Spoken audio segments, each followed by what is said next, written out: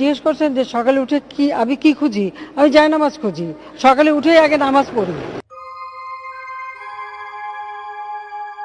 ঘুম থেকে উঠেই তিনি জায়নামাজ খুঁজতেন, দিনের শুরুটা করতেন নামাজ পড়ে।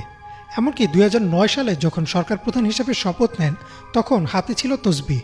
অথচ তার বিরুদ্ধে অভিযোগ উঠেছে সবচেয়ে বেশি আলেমদের দমন নিপীড়নের। তার আমলেই নির্বিচারে গুলি করে হত্যা করা হয় মাদ্রাসার শিক্ষার্থীদের। এমনকি বলা হয় দেশের মাদ্রাসাগুলো হয়ে যাচ্ছে জঙ্গি তৈরির কারখানা।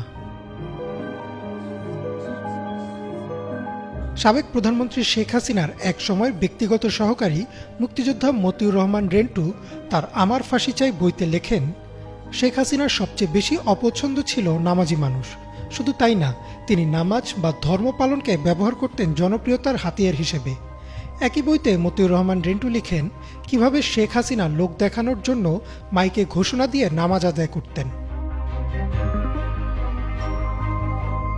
ছাত্র জনতার গণঅভ্যুত্থানের মুখে 5 আগস্ট পদত্যাগ করেন শেখ হাসিনা। এরপর থেকে একে একে প্রকাশ্যে আসতে থাকে তার ও তার প্রশাসনের নানান অপকর্ম।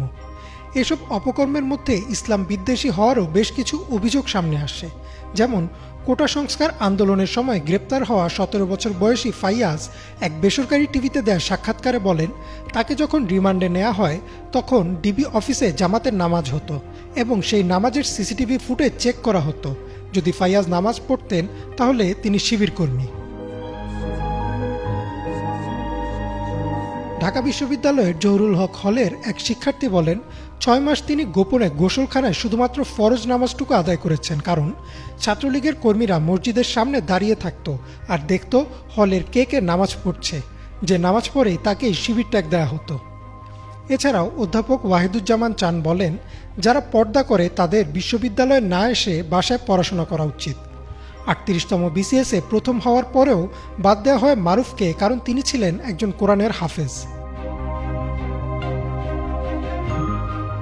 আয়নাঘরে আটকে রাখা বন্দীদেরও ধর্ম পালনে দেয়া হতো বাধা। আয়নাঘর থেকে বেঁচে ফেরা ব্যারিস্টার আরমান বলেন, আশপাশের মসজিদ থেকে আজানের অল্প শব্দ পাওয়া যেত, কিন্তু আজানের সময় উচ্চ শব্দে ছেড়ে দেওয়া হতো গান।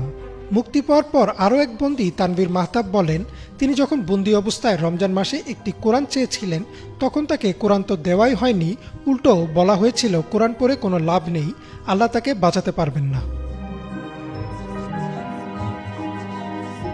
এছাড়াও আওয়ামী লীগ আমলে মামলা, গুম ও নির্যাতনের শিকার হন বহু আলেম ও ইসলামী বক্তা।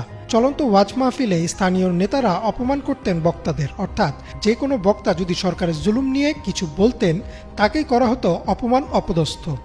এমনকি কোটা আন্দোলনের শেষের দিকে ছাত্রদের পক্ষে দোয়া চাওয়ায় চাকরি হারান অনেক মসজিদের ইমামও। শুধুমাত্র মামলা বা অপহরণই না, 2013 সালে শাপলা চত্বরে দেশের কওমি মাদ্রাসার শিক্ষার্থীদের উপর চালানো হয় গণহত্যা।